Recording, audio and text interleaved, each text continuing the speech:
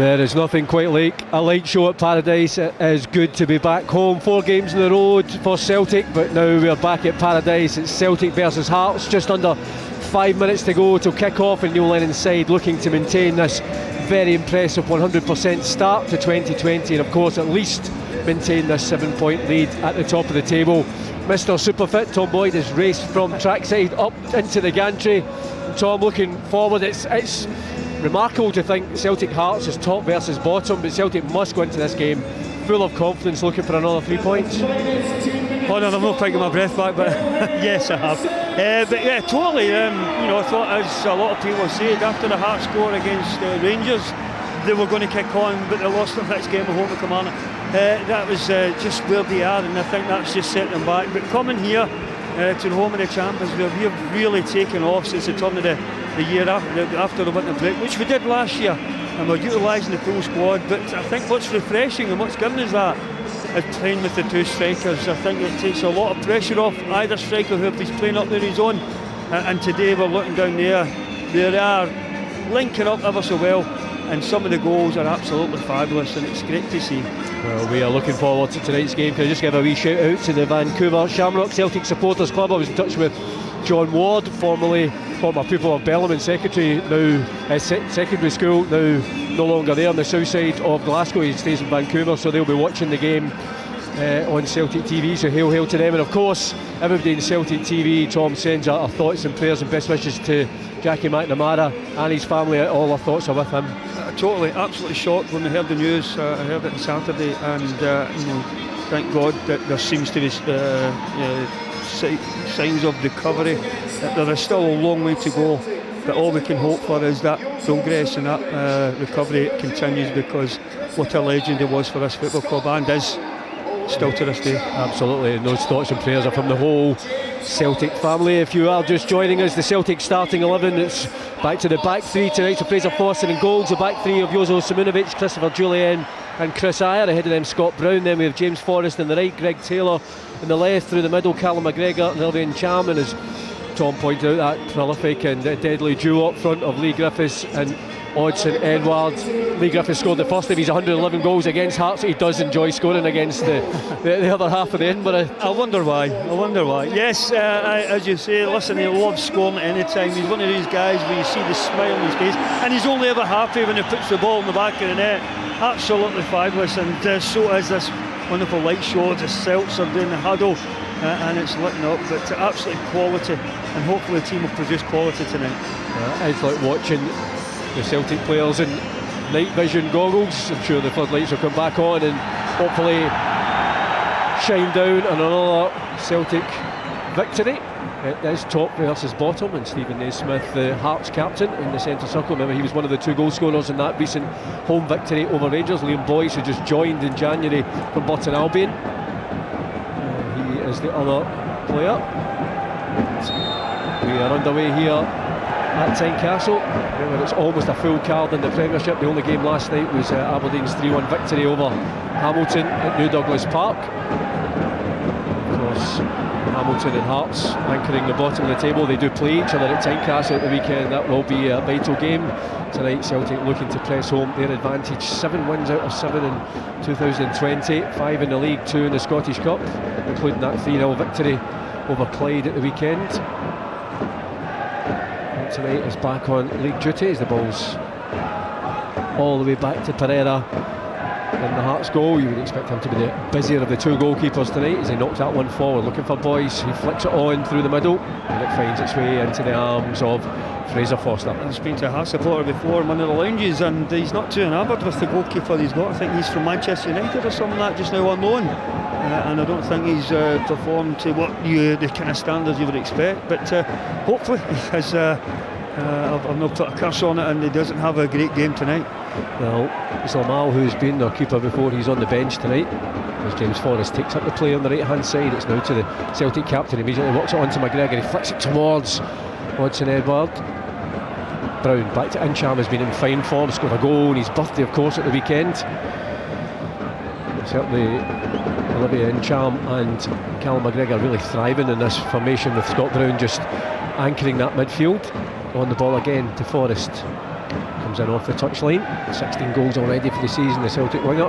Incham switches it across to the left-hand side to Taylor. Clare, who's been moved back into a defensive position, although he's scored in Hearts' last 3 games, including the victory over Falkirk at the weekend. But there's a challenging time tonight. Griffiths on to Edward. Edward's onside.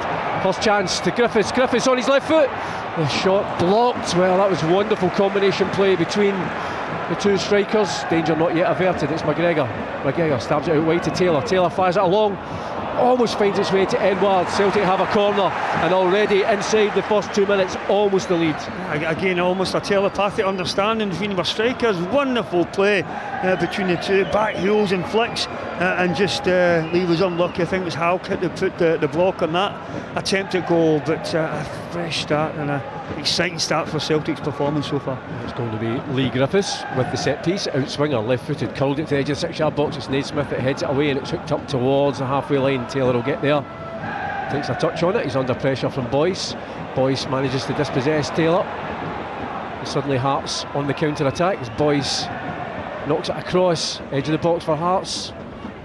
Well, it was McDonald trying to find some space, eventually floats it to the left hand side. The ball played back in the middle, it's headed clear. Well, Celtic almost getting themselves into bother there. Clare to the edge of the box, it breaks to McGregor, and suddenly it's Celtic with a chance to break with Edward under pressure there, and he's fouled. Poor challenge there from Halkett. Well, it doesn't matter if it's the second minute or the 92nd minute. A yellow card's a yellow card, and I don't know why, and I think Lee Griffiths is asking will they call him why that's not a yellow card. Well, it was much like Sunday against Clyde, where there was certainly a lot of meaty challenges. I mean, he's nowhere near the ball. Strikers. And yes, I totally agree, and that certainly should have been a card, or not that worthy of a yellow card, regardless, as you said, Paul, what time of the game it is. And obviously players like Edward needs protection. We can certainly do without those kind of challenges coming in, even this early in the game. And I think Callum McGregor going to have a word with Willie Collin to see why that wasn't. Because what it does is it gives Halkett another free kick at somebody. Yes, totally. Whereas the next one, then you'd have to watch yourself in case it was to get sent off. But that does certainly only one team no favours. Yeah. And when you see those challenges, it's such an easy decision for a referee to make. You are perplexed sometimes when they get it wrong. But thankfully, Odsonne Edouard back on his feet as Taylor takes the ball down that left hand side, slides it forward, looking for the Frenchman. It goes beyond him, and Griffiths, I'm not sure if he was still onside, but the ball almost at the corner flag. Eventually it does go out deep in Hearts territory. We should just keep an eye, and certainly almost 20 yards Hearts tried to steal there. I think they should put a wee flag or something. The referee should go and put a wee flag where it's supposed to be taken. Kind of like American football with the... Yeah, something like that. Or even, they've got spray, just go and put a wee spray where you're supposed to take it. Or just use your eyes and tell the team where to take it. That's it. The referees are not sponsored by Specsakers for no reason. Julian rises for that one, knocks it into the path of his captain, breaks back to Christopher Ayer. Then he has to knock it all the way back to Fraser Forster, edge of the 6-yard box. Simunovic is an option, rolls out to the Croat, starts to move forward, leaves it for James Forrest, almost in front of Neil Lennon's technical area. The Celtic manager still in his dugout, John Kennedy, just on the edge of the technical area now. Back again to Simunovic. Celtic certainly trying to stretch the play. Forrest comes inside again, he's knocked it forward to Incham. Incham down that right hand side. On the touchline, there's 3 Hearts players round him. Manages to knock it back towards Simunovic. Now to Scott Brown. Back again to the Croat. Hearts trying to press the Celtic players. Julien was floating that out wide looking for Taylor, but it was intercepted by Clare, and Naismith all the way back to his goalkeeper. I know it's easy, we can see it from up here, and a great vantage point we have of being able to see the height that we have to be able to see it. There was an earlier pass on that could have switched it, but obviously lost that opportunity because Hearts are playing quite tight in that area, the midfield, working across the park, and obviously they're going to try and put a lot of challenges, as Halkett showed earlier. Free kick to Hearts just inside the centre circle. They're not bothered pushing any of the big men forward. Smith just on the ball. He's got Irving to his left hand side. Boyce is probably the obvious target, although he can play it out wide to the right to Suter, who's made a return to action after missing most of the first half of the season. Picked up an injury back in August and has just started back playing again since the turn of the year.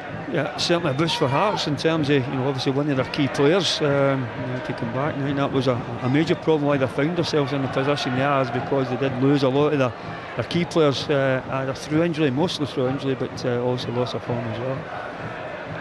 Taylor on this left hand side, immediately under pressure, but does well, just slots it inside to the Celtic captain. Back to Taylor again. McGregor's wide in the left, inside to Taylor. Taylor just over the halfway line, not too many options, instead gives it to Brown. Brown, so many men round him, and he's fouled there, and Celtic taking the free kick quickly. Stretching the play down the right hand side again to Forrest. Forrest tried to knock it through towards Incham. He gets it now at the second attempt, still Incham. Knocks it to Forrest. Good play from the Frenchman. Celtic keeping the ball alive. Still James Forrest. Across now to Callum McGregor. Inside left channel. Rolls it on to Taylor. Taylor plays it low. Scooped behind by Suter as Odsonne Edouard waited to pounce. I think there was a wee challenge here, and Sham down in his touchline. That certainly looked as though he was trying to take man on ball. But obviously then the play forward, James Forrest switching it over, eventually getting to the left side of Taylor, and just maybe not enough height in that cross. Suter covering the front post area, and that's where he blocked it. Second corner for Celtic in this first half. Once more it's the out swinger from Griffiths. Griffiths floating it towards Jullien, managed to get a head on it but just couldn't direct it goalwards. Gone behind for a goal kick, and we've gone just over 8 minutes here at Celtic Park. Still goalless between Celtic and Hearts. Yeah, it's a great target to try and hit, and it's someone who's 6'7". It's you would think it would be an easy target, as you say, but Julian, on that occasion, Celtic under massive amounts of pressure, and obviously it was a difficult one for him to try and direct towards the goal. Pereira, no great hurry to take this goal kick. I'm sure it's sort of small increments of 10 minutes trying to frustrate the home side, another 10 minutes and trying to build on it with a visiting team here. Yes, and I'm sure I've came with teams here to Celtic Park and done that, and I'm sure you've done. I don't have any problems, but I would, as I've said on many occasions, change the timing of the games where that doesn't become an issue, and it's not frustrating where you stop the clock as they do in rugby. For injuries or whatever, and time wasting, and you can deal with that. It seems a simple solution. Taylor cuts inside, drives forward. Still Greg Taylor, gives it to Odsonne Edouard, back to Incham. Forrest, edge of the box, right hand side. He's got Taylor there, who's drifted across. Incham back again to Forrest, edge of the box. Celtic just trying to carve an opening. Now to Taylor. Good play from the player who's normally on the left hand side. Hearts encamped on the edge of the box. Incham tried to scoop that one in. Boyce gets his body in front of Jullien, but the first player to react is Christopher Ayer. A good target man is Boyce. He's certainly strong enough up there to be able to handle Jullien, but obviously Jullien very smart on that occasion of not diving in because Boyce had nobody to pass it on to. Forrest driving forward down this right touchline. There's two men round him. Still James Forrest goes to the wing. Forrest cuts that across into the box. It's a great ball. It's headed back only as far as Taylor on his right foot. Gets it back onto his favoured left foot. Now to McGregor. And again, Hearts just getting bodies behind the ball. The ball just wouldn't come down to Taylor there, but Celtic still keep the attack alive. Back to Taylor, edge of the box. He's got Griffiths inside him. McGregor's there as well. Switches it to his captain. It's just closed down. Celtic trying to regain possession. Not too many options for Hearts. Eventually Walker checks his run. He's still in his own half. He's holding on to the ball. Well, he was always falling down there. But Hearts take the free kick quickly. Smith in the middle of the park. It's back now with Suter. Celtic coming ever closer, but still to create that first real chance to test Pereira, who's on the ball now. Yeah, but we're working ever so hard to try and get that ball back. There's a lot of good quick, sharp pressing when Hearts were on the ball there, as we're trying to see to deny them any kind of opportunities. As much as we've not really tested Pereira, Fraser Foster hasn't really had a touch of the ball. Well, here comes Hearts on the edge of the box. The ball curled low and well intercepted by Jullien. Back to Forrest, now to Incham. Switches it across, good pass there from the Frenchman. Taylor back inside to Jullien. And Celtic suddenly stretch the play again. Good play from Neil Lennon inside. And the ball pops its way into the middle. Jullien sees Taylor wide on the left. McGregor leaves it cleverly, looks for the return, and again Taylor just glides past Clare, drives inside, switches it to Griffiths. Griffiths gets the return, takes a shot. Oh, it's just over. Wonderful first time hit for the number 9, and just narrowly over the bar. Again, that understanding between the two strikers, and because they're so close to each other, they can play a little wee flicks round, and then the shot whizzed past the goalkeeper. A great strike, but unfortunately just couldn't get it down. And there's no way. I've seen Greg Taylor actually wanting a pass. As you can see him just come out and show. There's no way Lee was going to have a pass at that instance, and he was so unlucky with that effort. So close to Lee Griffiths scoring his 8th goal of the season. He's certainly been in fine form since coming back in 2020. And again, you see just a quick combination play between him and Edouard. And Greg Taylor down that left-hand side, he's getting a lot of joy cutting inside. Well, it's, yeah, totally, and but I'm just something slightly different. It's why you maybe need to play 3 against Griffiths and Taylor, that somebody's in there to help and cover, because the understanding between them, the link-up play, is certainly going to open up the Hearts defence.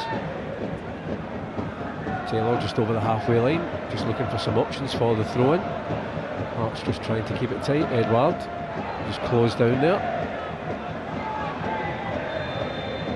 Well, I'm not sure what Willie Collins given. I don't think either. No, the linesman hasn't a clue. No, I think in the end. And then eventually they just surprise, gave it to Hearts. Free kick just over the halfway line. Sean Clare on the ball. Celtic back into position. Just the 2 front men have stayed over the halfway line. And again, not too many options for Clare. I think he's just going to have to float this one in towards the edge of the area. Boyce is the obvious target man. And he knocks it high, looking for the Irishman. But Celtic's Frenchman, the ball breaks, and it's a snapshot there from Jamie Walker, and he'll be disappointed that he didn't get a better connection. Liam Boyce has stayed down with a head knock there, the referee just stopping the play. I think it was just Jozo just a little bit too far up. Once the ball came down to get close enough, I think he was expecting mid. Christopher to get a header and get it away, but with no Boyce is decent in there, and that was just a coming together as both of them went up to challenge for the ball. Well, the ball certainly broke to Jamie Walker there. He played it straight down the middle and then comfortable in the end for Fraser Foster. Yeah, we don't want to get that attempts at goal. It's their first attempt, and wouldn't trouble Fraser, but just not want to be careful that he don't give them too many opportunities. Edouard, he's getting Cham inside, gives it to his fellow countryman, still in Cham, the ball knocked away, breaks to Forrest inside the box, on his left foot, Forrest, saved by Pereira, palmed away, back to Forrest again, cuts it back to Griffiths, right foot, smothered inside the 6-yard box. Celtic's best chance there. I thought when James Forrest cut into his left foot it was going to end up in the back of the net. Yeah, and I think maybe I've given it a curse on that, because the goalkeeper had a wonderful save from James. He did that, Celtic 2 players a dummy to cut back inside, but the goalkeeper produced a wonderful save, and Lee's finish couldn't quite get a hold of it. But as I said, James there, 2 Hearts goalkeepers, players selling himself, and the goalkeeper making a decent save. Celtic coming ever closer as we approach the 15-minute mark here. Third meeting between the sides this season, and Celtic have won the 2 previous ones, 3-1 here back in August and 2-0 back in December, where Christie and Cham were on the score sheet.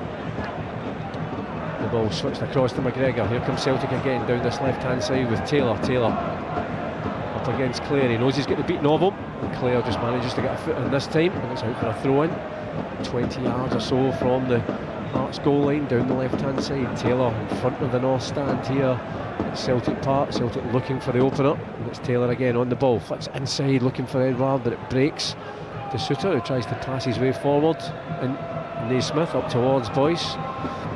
Julian get a foot in there, and it's out for a throw-in to Hearts over the far side. Yeah, good defending from Julian, not committing himself to the initial challenge, not getting too close, seeing that there was a little bit of loose control from Boyce, and they nipped in obviously these big frame and put that out for a corner. So very good defending from Christopher. Neil Lennon on the touchline, arms folded, just watching the play, looking for his side to get their first goal of this game, as it's thrown all the way back to Pereira. Going to his side's rescue there. This time he just launches this one long over the halfway line. It's Christopher Ayer wins the ball, gets the break of it as well.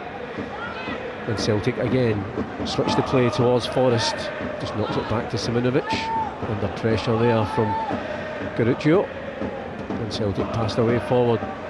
McGregor to Taylor, Good play from the two Celts down this left hand side, flicked inside towards Edward across to Forrest into the box again, another chance for Forrest, checks again onto his left foot, goes beyond his man, wins the corner.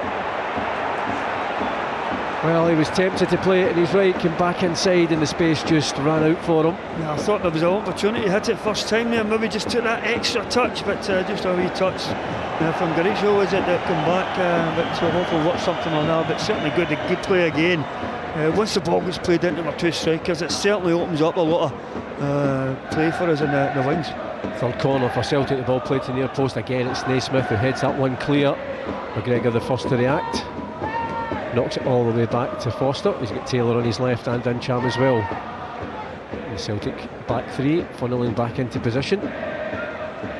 Incham can switch that one to the left, looking for Griffiths, he'll leave it for Forrest. Forrest takes a good first touch, great play from Forrest, plays it off his man, it's another corner for Celtic. Well, that was a wonderful first touch there from James Forrest. Yeah, great pass, I think it was Oliver Incham with his left foot flying it out to the wing. And James touched it in and just couldn't get the touch to get into the box as well as what he would have hoped, but I suppose you could say it's good defending from Hearts for. Griffiths again in swinger, corner number 4, Julian's there, Ayers there, Simunovic is there, the ball fired to near post, it's flicked on by Edward, breaks to Incham, edge of the box, takes a shot, takes a deflection, and in the end it's comfortable for the Hearts goalkeeper. Danger averted, still goalless. Yeah, just not enough time for Oliver to get a shot at goal, a good shot at goal. Too many Hearts players come to close them down, but certainly promising signs that we're starting to take control of this game and trying to create a few opportunities in the last few moments. It's Hearts with Clare. Has to play it back to Suter on the halfway line. He starts to move forward, he's under pressure from Odsonne Edouard, goes down, wins the free kick, and you can see Naismith there screaming at his goalkeeper, because when he got the ball, I think a few Hearts players broke trying to make a quick counter attack, and I think Naismith, in probably industrial language, telling the goalkeeper to hurry up next time. Yes, I'm glad you can read. But yeah, it's true. Yeah, I think sometimes goalkeepers don't see what some of the players see, and maybe just trying to calm the situation down, or playing it far too early. Walker drives forward, edge of the box, tries to shrug off the attentions of Brown. He's into the area. Well, he's got previous for falling to the ground inside the area, and that was what he did there. This time he didn't win a penalty. Incham steps inside, good play from Incham, almost gets the break of the ball. Well, still battling for that one, and eventually it breaks back to Halkett. It's out wide to Garuccio, plays it back inside to Irving, tries to knock it, but again good play from Incham. Fires it across, looking for Odsonne Edouard, and the flag just offside there. Well, you could see he was trying to judge his run. Well, I swear Kirk Alka had went back and played Edward onside. I think that was very, very close. We don't quite have the. We're just going to see this Jamie Walker dive. Yeah, certainly no penalty there, nothing in that one. Will they call him certainly right on that occasion? Well, he does, as I say, Jamie Walker does have previous for cheating. He was banned after a game when he dived against us before, yep. So I suppose his reputation goes before him. It's Brown. Well, just seems to be a new offence of players in maroon jerseys falling down, gets free kicks tonight. Well, it's happened quite a few times. We've seen Naismith, we've seen Suter and all that. They'll just seem to fall down when there's a breeze coming by them. But Hearts have a free kick, and this time they are pushing Suter and Halkett up towards the edge of there to try and float this one into the box to test the Celtic defence. Only Odsonne Edouard has stayed up at the halfway line. It's going to be Michael Smith to take this one. See the Irishman over the ball, Celtic holding a line about 19 yards from the goal line. Smith in fact takes it short to Naismith, rolls it out wide to the edge of the area. Still Hearts into the box now with Walker, and he's on his side. Well, in fact the ball's going out of play. He's looking for a corner kick, but goal kick given. Yeah, great tackle from Lee Griffiths, doing some great defensive work, not committing himself until the last moment when he went in to get the block, helping Taylor out there. I think Walker had just got by there, so great play from Lee. Just over 20 minutes on the clock, and it's still goalless here between Celtic and Hearts. Christopher Julian takes up the play. It's a long time since Hearts have actually won a league game here. Almost 13 years. They won 3-1, and actually Stephen Presley scored Celtic's consolation goal in a 3-1 win for the Tynecastle side, who had Craig Gordon in goals for them, and Neil Lennon was still playing in the Celtic midfield. Tonight he's on the bench as manager and looking for his side to get the opener here. Scott Brown flicks it into the middle of the park, and here comes Christopher Julian. McGregor demanding the ball. He's got Taylor out wide, just rolls it onto the path of the number 3. He fires it across to the far post. It's headed up in there by Caruccio. Cushion down. The ball breaks off a Hearts player, and they manage to scramble that one clear. Irving holds his nerve, tries to knock it forward towards Boyce, who checked his run, and Celtic pick up the ball again. Taylor goes for the 1-2 with McGregor, flicks it on towards Griffiths. So tight there, and it breaks this time to Boyce, who gathers the ball and knocks it out wide to the right hand side, and Hearts have the ball still in their own half. Naismith almost gives the ball away. McGregor got a touch on it, but Naismith redeems himself back with the goalkeeper. Yeah, had a lot of possession there, but not quite been able to threaten the Hearts goal. They had so many players back, and had a good structure defensively, which I don't think they've had in too many games this season, because they certainly seem to have lost a lot of goals. Suter back again to the goalkeeper. He knocks it forward to Smith. Smith just tries to turn round McGregor. McGregor dispossesses him. Incham forward, looking for Edwards. Well, he was trying to set up his fellow countryman, but it was well read in the end by Halkett. And Hearts breathe a sigh of relief. They're almost getting themselves into trouble. I just don't understand that at times, playing it into players that are not comfortable. I think Smith's more a full-back and a defender rather than a midfielder. He's playing in there, but just being able to put his own team under pressure by it was certainly the closing down from us. Kyle McGregor was the one that went and closed down Smith and won the ball back for us. Ball played through the channel for Brown. Lee Griffiths will chase this one down, but the goalkeeper gets a touch on it and just manages. That's twice he's done it with Lee Griffiths. I'm not sure his manager will want him to try it again. No, it's not. It doesn't look comfortable when you see goalkeeper doing those kind of things. But they've got away with it.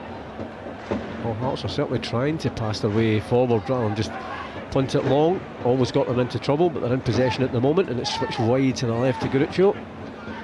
He knocks it inside, but it's well intercepted by Simunovic. Brown moves it on to McGregor. Good crisp passing, and again Celtic suddenly open up the play. It's Taylor down the left hand side. McGregor runs to try and stretch Smith across, leaves some space for Edward. Tries to knock it through. Taylor had to check his run to go back on side. Still Edward into the middle of the park to Brown. Brown under pressure from Boyce, but finds Simunovic. Incham, edge of the box, on his left foot, takes a shot, but it's high, it's wide, and into the Lisbon line stand. Just a little frustration there from Incham, obviously not getting in, well, not getting the score sheet open the scoring, but certainly we've seen him produce from there, but more so I think more of his right foot rather than his left. But, he's capable of doing that kind of thing. It's possibly just a little bit of frustration of us not having scored yet. Well, and again, I think Willie Collum just saying to Pereira to hurry up. There is only 24 minutes or so on the clock, but the Hearts goalkeeper just taking his time, just trying to frustrate the home side as Christopher Julian wins that header. And Champ under pressure from Smith, but finds Simunovic. Good play from the Frenchman. Simunovic almost turning into trouble, but just spins round Jamie Walker. Good play from the Croat. Fires it across to Edward. He tried to cushion it on to McGregor, but Hearts back in possession. Suter takes a touch, gives it to Naismith, edge of the centre circle. Still Naismith under pressure from McGregor. Has to play it all the way back to his goalkeeper. This time he's taking no chances under pressure from Griffiths. Ayer wins the first header, but it's clear. Knocks it inside to Walker. He flicks it on towards Naismith, but it was well intercepted by Incham. And McGregor challenged there from the back, and surely a foul. Free kick given. The referee was waiting to see if there was an advantage. None given. McGregor back in his feet. Celtic with the free kick. Yeah, I think correct decision there from the referee to wait and see if there is any kind of advantage. If not, pull it back. Don't have any problems with that. Well played, referee. I didn't say that. Just made the correct decision. Taylor back inside to McGregor. Takes the ball again. Every Celtic player pushing forward. Julian in the centre circle. Cross now to Simunovic. Forrest on the touchline has to play it back. Hearts trying to close down the play, and Celtic forced to play it all the way back to Fraser Forster. Just knocks it forward. He was looking to try and find Brown, but it's picked up by Irving. Slides it through to Walker. Good challenge there by Simunovic. Oh no! Well, we need to see that one again. But the referee has not only penalised Jamie Walker, but has penalised Simunovic, but he's actually yellow carded the Croat. You're not telling me that's any worse than what Halkick done on Edward.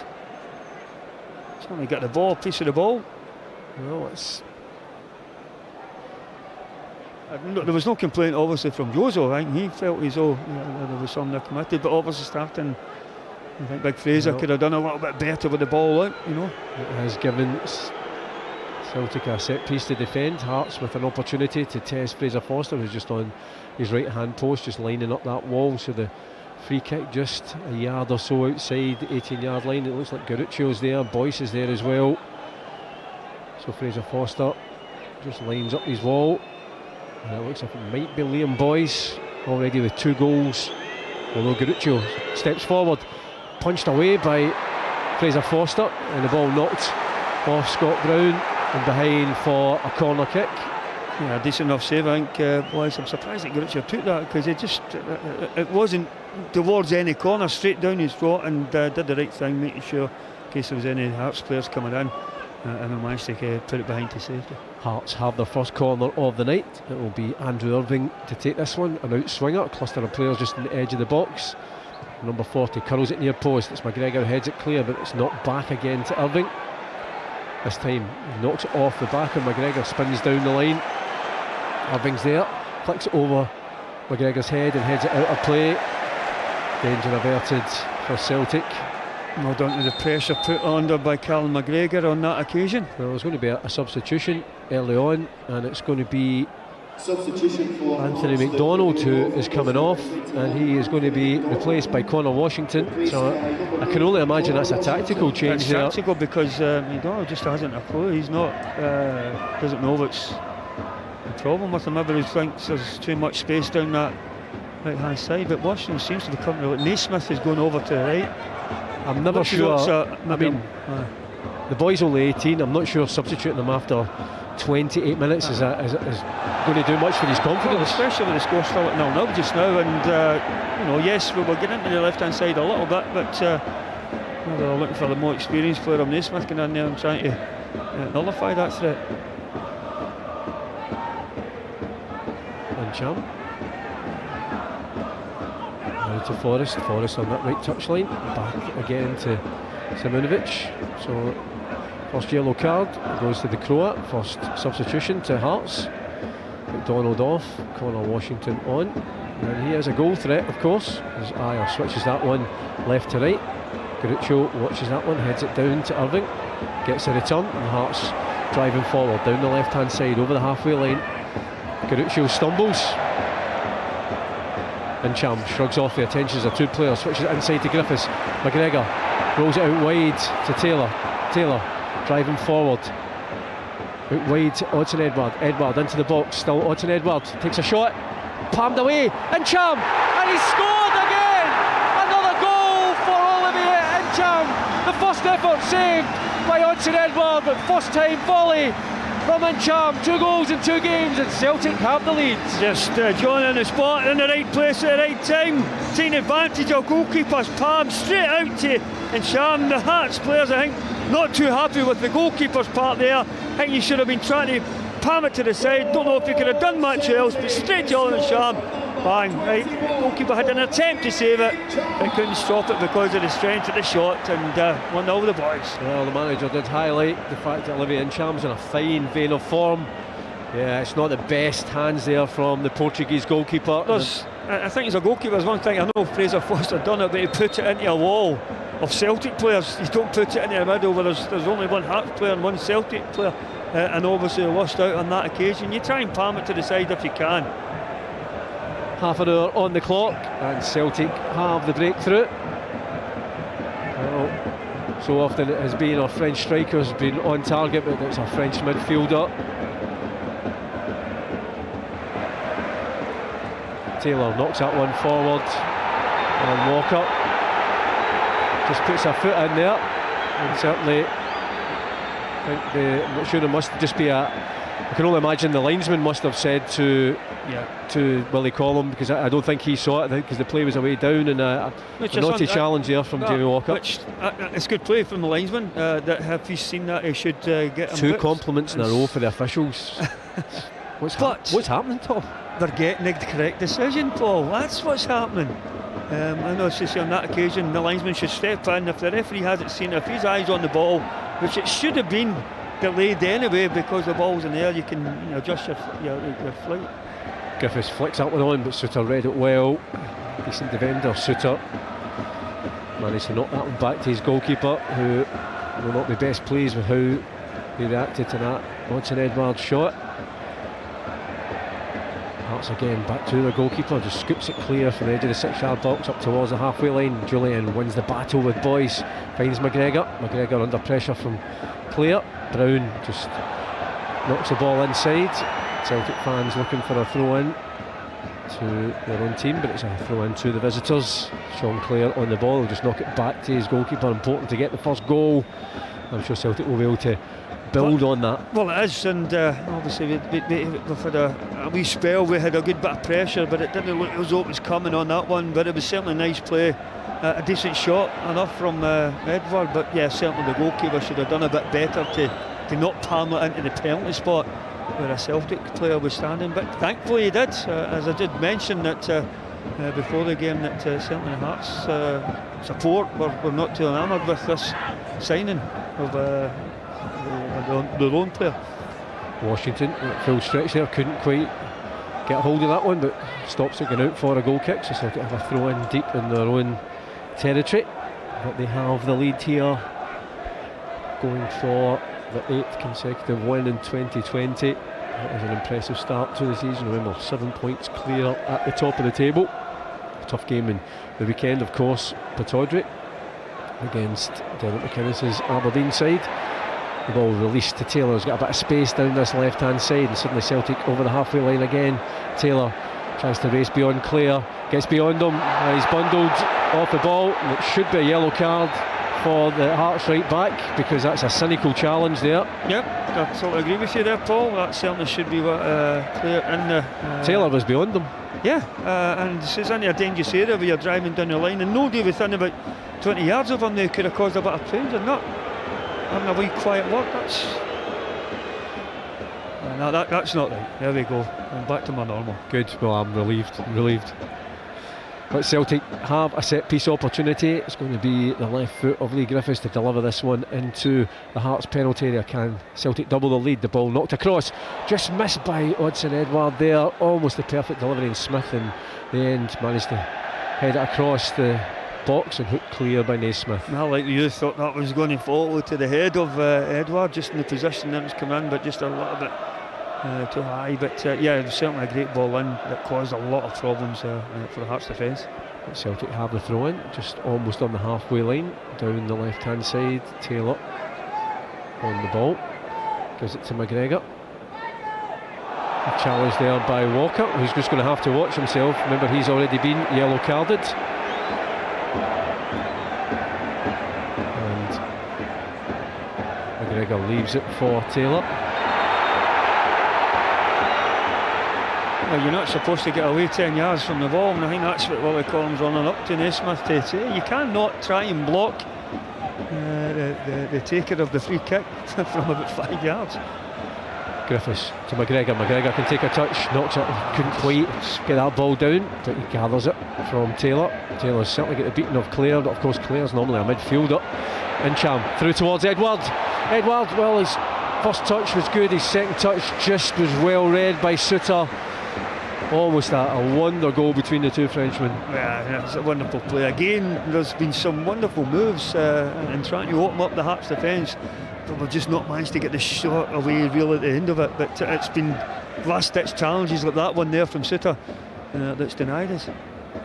Taylor on this left-hand side. Again, he cuts inside. He certainly has the beating of the makeshift Hearts right back. The ball in the middle of the park. Brown tries to find Incham, but it's dispossessed. Boyce on the halfway line, just looking for some options. Knocks it through towards Naismith, switches out left towards Irving. And Naismith goes down, and he's on his side, a free kick. Things are a little bit a needle on it between Naismith and Brown, I think, from the... No, sorry, that was Julian that challenged out that one. Hearts have the free kick, and again they pushed Halkett and Suter up towards the edge of there, looking to try and get back in level terms inside the last 9 minutes or so of this first half, and it's that goal from Olivier Incham on the half-hour mark, the difference between the sides so far.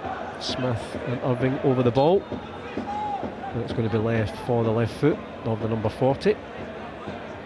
Just floats it over to the far side, looking for Suter.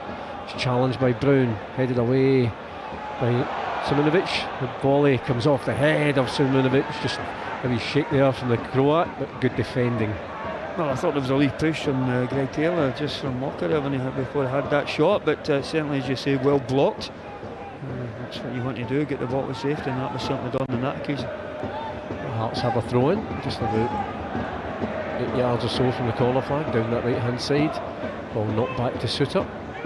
Irving plays it inside, but Incham flicks it on towards Griffiths. Well, that's a wonderful first touch. Knocks it through, looking for Incham. Well, that's a wonderful ball. Celtic edge of the box, still Incham. Incham tries to go beyond Halkett. Plays it across, in the end just ran out of space, but Lee Griffiths' touch and vision there was absolutely brilliant. Absolutely stunning, wasn't it? And you know, to play the weight just over the heads of the defenders to the onrushing Incham, and they just couldn't quite get that ball pulled back for the onrushing players into the box. And the Hearts player just ran out of pitch there, and you just see Lee Griffiths has just dropped back into midfield to offer some support. Good challenge there from the number 9. As Incham just slowly gets back, I think he just seemed to hurt his knees. He tried to slide that ball in. I think he'll be okay. I think he certainly is. A wonderful ball again. Griffiths trying to find the run of McGregor, just frustration there, but again just good vision from the number 9. A hand of apology there just for the weight of the pass. That's all it was that was wrong with it. It was just the execution, the vision, and everything else was a bit right, but just that final bit. Just a wee bit careful with that weight of pass on that occasion. It was exquisite with the previous one for Incham, but just a little overhit in that one. Ball back with the Hearts goalkeeper. We have just got about 6 minutes or so of the first half remaining. So far so good for the champions. They lead here by a goal to nil, but it's the visitors on the ball with Halkett still in his own half. Not too many options for him. Rolls it to the left to Garuccio, down the line, but Simunovic read that one well, but Garuccio read the forward pass. Simunovic is another one that has to watch. He's also in the book. The ball knocked forward. I think it took Garuccio by surprise. Knocks it inside. Washington gets the break of the ball. Tries to go beyond Simunovic, and Hearts rather fortuitously get themselves their second corner. I think those who have been on their booking down here, I think that's the reason why he didn't go into closing early, and I think he'd lost the opportunity there. But I certainly think the corner did well though, not diving in on that occasion, but certainly got a good bit of height to be able to go and clear this when this cross comes in. Irving with the corner again. It's going to be an outswinger with his left foot. Right arm raised, steps forward, fires it to the far post. It's headed to the edge of the area. It's Naismith, takes a volley, takes a deflection, corner kick. Well, I don't know if that's something that's been worked from the training ground. The referee can put that's players complaining, I think, to the referee, but certainly Hall kick to the back post, headed back to the edge of the box. I think that's something that looks as though it's been pre-planned. Certainly well executed, but the head of Scott Brown deflected that one wide. So another corner in quick succession. The ball played towards Naismith. Back to Irving. Goes beyond Brown, plays it into the box. It's hooked clear by Griffiths. Garuccio just heads it out to his captain on the left hand side. Naismith on the ball, chips it forward into the box. Boyce, ball knocked away by Simunovic, and I think it might be an offside decision there, and Celtic have possession back. Yeah, certainly that's having a wee flutter before the end of the first half is out. We are into the last 5 minutes of the first half. Fraser Foster over the ball. So not really been tested too much, the Celtic goalkeeper. No, just the free kick was at Garuccio, which you would expect to be a comfortable save from Fraser, which it was. Halkett knocks that one forward, looking for Washington. This time his first touch does bring that one under control. The Hearts substitute knocks it out to Garuccio on this left-hand side, back to Irving. Inside now to Washington, starts to drive forward, flicks it into the box. Walker plays it up low. Well, he was trying to cut it for Boyce, but I think Julian got a wee touch on it and it ends up in the arms of Fraser Foster. A very important touch as well, I think, from Julian. The ball come across. Hearts shown some decent spells here of football, coming in and getting beyond us on a couple of occasions, just making sure we don't, obviously playing with the, that should be the talk back in the field, yeah, with playing with the three men, we can get in exposed if we don't get tracking back and matching runners. Edwards spins round Suter, it's a chance, he can roll it into the path of Griffiths. Still Edwards to Griffiths, could be number 2. It's off the side netting. Well, Griffiths claiming that the Hearts player got a touch on it, but wonderful skill from Watson Edwards just to spin Suter. And Griffiths so close to a goal. Well, it was just almost about the weight of the pass towards Griffiths, and he got there, and he was certainly adamant that certainly there was a touch from either the goalkeeper Pereira, or I think that was Smith in the back. I don't know what the complaint is. Just off the toe, I'm not sure of the goalkeeper there. So a stern word to Clare there. I'm not sure what that was about from Billy Collum. Yeah, I think he was complaining. I mean, Celtic just took the free kick quickly. It was that, which is their right. Exactly. That's Hearts breathe a sigh of relief, still just trailing by the 1 goal. Ball headed forward by Walker, but it's Taylor who heads it back. Naismith, the ball bobbing about in there. Eventually it's Julian, hooks it up towards the halfway line. Sean Clare inside to his captain, manages to spin round Brown, but it breaks back to Smith on the halfway line. Hearts in possession. Just 2 minutes of the 45 as Smith goes beyond Brown, gets beyond the Celtic captain. Well, having done the hard thing, gave the ball away, but he's regained possession for his side. Smith was supposed to play it back to Suter. He'll be relieved that that ball didn't end up in the back of the net, because he was absolutely spun by Watson Edwards. Wonderful play. The ball knocked through the channel, looking for Garuccio. That's Forrest to Simunovic, and the handball off Garuccio, and again just a relief for Celtic. Griffiths again, his first touch, plays it to Brown. Very tight in that midfield. It's Hearts pick up the loose ball now with Smith. Smith looking to try and find the Hearts substitute. Brown clips it forward. Well, Celtic they're just giving the ball away in the middle of the park here. Just slackness at this moment in time. That's Hearts edge of the box with Boyce. Has to just spin round, gives it to Clare. Clare edge of the area, plays it low, then it's flicked away, and it's gone behind, and Hearts with about 60 seconds remaining of the first half have another corner. Yeah, the makers of our own downfall at the moment in terms of the pressure that we're under is the wish of the ball, which has been quite poor in the last few moments, which has allowed Hearts to gain a little bit of confidence. So obviously it's just been 1-0 at this moment in time, and seem to be a final flurry before the first half is finished. So Hearts with their 4th corner of the first half. This time it'll be an in-swinger. The ball knocked into the near post, but it's McGregor who heads it clear. Watson Edwards just shrugs off the attentions of Clare, and suddenly Celtic on the attack. Plays it across, looking for Forrest. He just couldn't quite get a touch on that one. He'll keep it in play, and the attack is still on. Incham racing forward in support. Forrest drives towards goal, knocks it inside, looking for Incham, just goes beyond the Frenchman, but Forrest gets it. Second attempt, he's dispossessed, and it's Hearts on the attack now. Boyce took his eye off the ball, certainly looks as if it gone out, but the Irishman drives forward, shrugs off the attentions of Brown, tries to give it to Naismith. It's taken off his toes by Scott Brown, and there will be 1 added minute, and we're into that 1 added minute, and Celtic come again.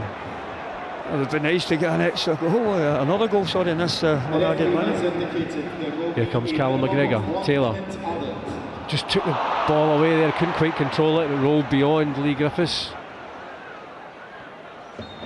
Griffiths penalised there for the challenge, as the ball ends up back in the arms of the Hearts goalkeeper. So Celtic leading by a goal to 0 into added time, and the game's got a wee bit stretched in the last few minutes.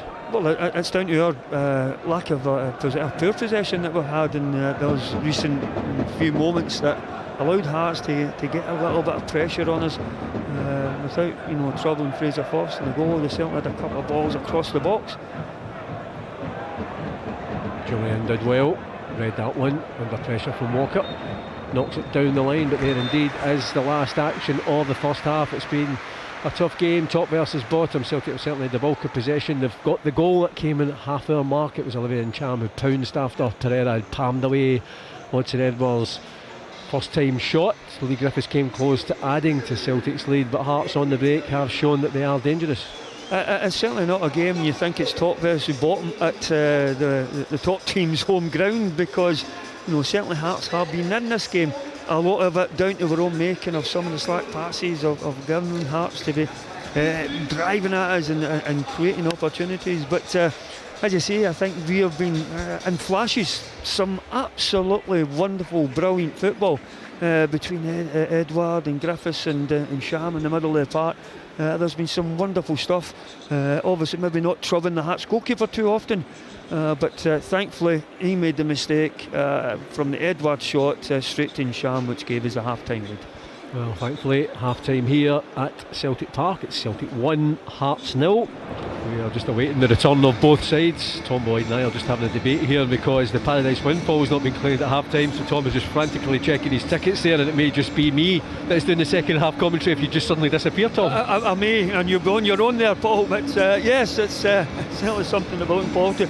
First half, which was mixed, shall we say. It was excellent up until flashes of brilliance, but I think last lofty 10 minutes, which I don't think Neil would have been happy about, some of the easy possession that we gave away. But we know we can raise our game, we know we can lift that, and Hearts are certainly playing above themselves in terms of where the league position is shown. So we've got to make sure we know we're in a game, we've got to perform as we have done since the turn of the year, and make sure that we get this game done and dusted. It doesn't look as if Celtic have made any changes at half-time, but Hearts have, and it looks as if Sean Clare has gone off to be replaced by Marcel Langer, so that's 2 changes for Daniel Stendel's team. Remember, he substituted the teenager Anthony McDonald after about 27 minutes, which was a surprise to us all. Celtic's bench tonight: Scott Bain, Bayo, Moritz Bauer, Johnny Hayes, Ryan Christie, Tom Rogic and Mo Elyounoussi. Well, certainly you can certainly understand the Hearts substitution, because I think Taylor was certainly getting the run on Clare on many occasions, numerous occasions, and you would think that probably end up with him just not finishing the pitch of the game. Sorry if he continued on that vein. Lee Griffiths will get the second half underway, and we are 45 minutes away from Celtic hopefully recalling another one. Remember, they are already leading by a goal to 0. The ball not followed by Ayer finds the goal scorer. He just knocks it across to his fellow countryman, and suddenly Celtic on the attack now with Odsonne Edouard. Clips it to Griffiths, he leaves it for McGregor. Taylor's on the edge of the box, touch back to the left back, takes a shot, it's blocked. Celtic have a corner inside the first 25 seconds. Yeah, certainly a good incisive play from Celtic, trying to lift the energy levels up, not only the crowd but for themselves, and just play at a better pace in the second half. Taylor still looking for his first goal as Griffiths scoops that one to the far post. Julian, it's in the back of the net. It's another goal for another Frenchman, and it's a characteristic powerful header from the Celtic central defender, and inside the first 60 seconds of the second half, Celtic have doubled the lead. It's 2-0. Well, I think even from that kind of distance, I don't think I would have even missed the ball, but what a header. It rose unchallenged. The marking was absolutely atrocious. Great ball in from Lee Griffiths into an area where he just standing his shell, went and attacked it, and this time the goalkeeper had no chance with the power and the pace of that header from Julian, and that's just the start that we wanted to the second half. A wonderful goal again from the Celtic central defender. Such a powerful weapon from set pieces, and the delivery from Lee Griffiths was pinpoint perfect. That's something I think seeing the picture there of the Hearts manager, he'll be absolutely raging and livid at the start of the second half. There's things he can do with his defend set pieces. They didn't do that very well. Christopher Julian, who does attack the ball ever so well in the opposition box, you look at the size of him, you can understand why he's got so many goals now. Fraser Foster clears that one up towards the halfway line. Langer, the second of the Hearts substitutes, heads that one forward. 2 Hearts players almost colliding there. The ball knocked forward, and it's Lee Griffiths heads it forward towards Ntcham. Ntcham takes a good first touch. Wonderful skill there from the Frenchman. Well, could we get another Frenchman scoring? and we usually do, and Odson Edward is still to get his customary goal. He's only doing 24 for the season. That would be a strange hat-trick, that one, wouldn't it? Hat-trick of Frenchman scoring. I think the heading would be un deux trois, with my very limited French. Here we go, and I hope that's not lost in translation there, Paul. Good point, well made. In fact, ironically enough, it was Michael Stewart who scored for Hearts the last time that they did win here, and that came in a League Cup tie in 2009. He scored from the penalty spot, so, and we didn't even rehearse that. That was, yes, here we go. It's the perfect start to the second half for Neil Lennon's side. Just gives him that 2-goal cushion now. Forrest to Simonovic, wonderful skill. Forward now to Griffiths. Lays it off to Incham, free-flowing football from Celtic. Taylor, he's got McGregor there. Taylor drives towards the edge of the area, curls it across, looking for Griffiths, blocked by Suter. Corner Celtic. Yeah, we're certainly looking, he's overturning on the style now, and piling it on, trying to get this game over with, just trying to impose with authority, impose a player. I think Neil asked the players to come out and step up the pace once again.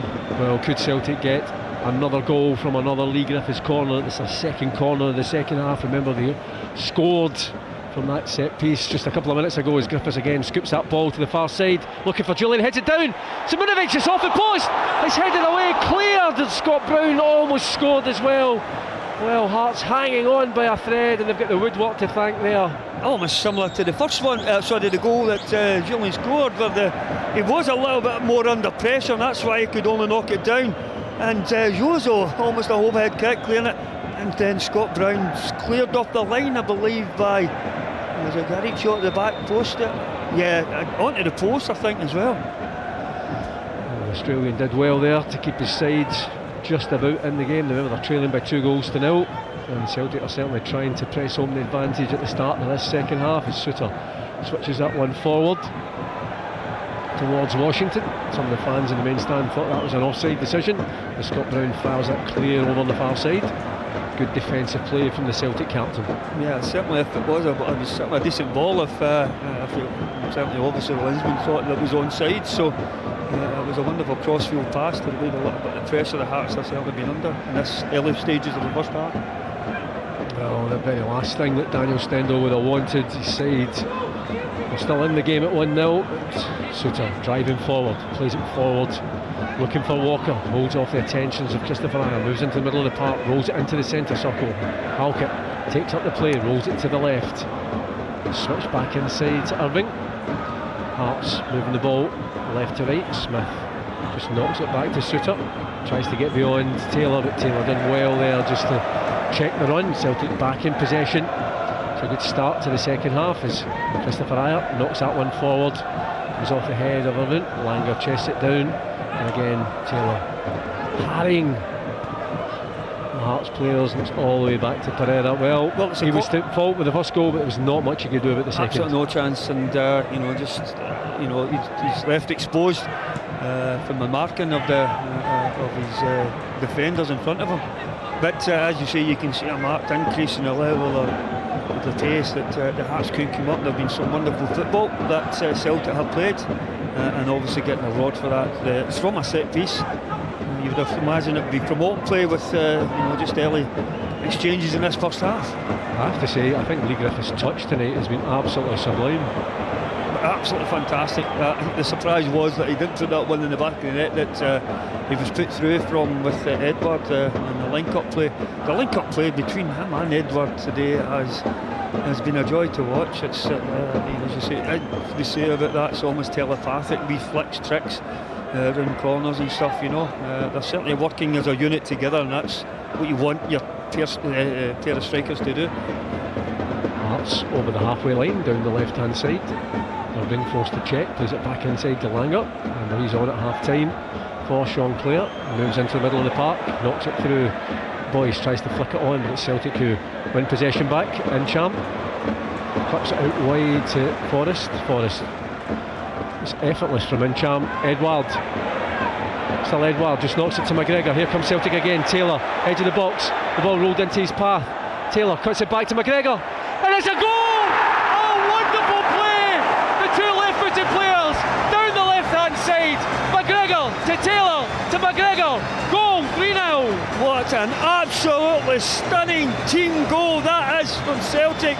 The wonderful play started out on the right hand side, eventually switched into the middle of the park, eventually ended up with McGregor, 1-2 with Taylor, and through the legs. I think it was a Hearts player, shooter, I'm not sure, but through the legs. But wonderful play, and I'm glad that Edward didn't touch that, because I'm sure if he'd have touched it, he may have been in an offside position. So smart play there from Edward. Wonderful, wonderful football from the Hoots. Well, you would have to say 3-0, game over, but I'm sure the Celtic team will just want to keep going and get more goals. Listen, it's what you want to do. There's certainly a change of atmosphere about the players. We know we've increased that. We've scored a couple of goals, and the fans are certainly happy. And this is what we want to see, is this great football that we're playing now. And when you think of it, the two strikers haven't scored yet. That's amazing. That is something. We didn't get the hat-trick of Frenchmen that you wanted, but we'll take it. There may be time yet. There's still plenty of time. Yeah. There's only 8 minutes of the second half gone, and Hearts really down and out as the ball's flicked inside. And again, Scott Brown read it so well, fouled by Jamie Walker. Free kick Celtic. If you were given a choice of three Frenchmen, you certainly wouldn't pick the two and leave out Edward as scoring goals, you know. Wonderfully weighted cut back there from Taylor, first time, perfect from Callum McGregor. The technique, wonderful. Yeah, the whole build-up play was stunning and unstoppable, I believe. There's not much that any team could have done to be able to stop that play. That was so quick and incisive. And again, the Hearts goalkeeper had absolutely no chance. Simonovic heads it down, flicked on. It's a chance for Edward. Edward, two men round him.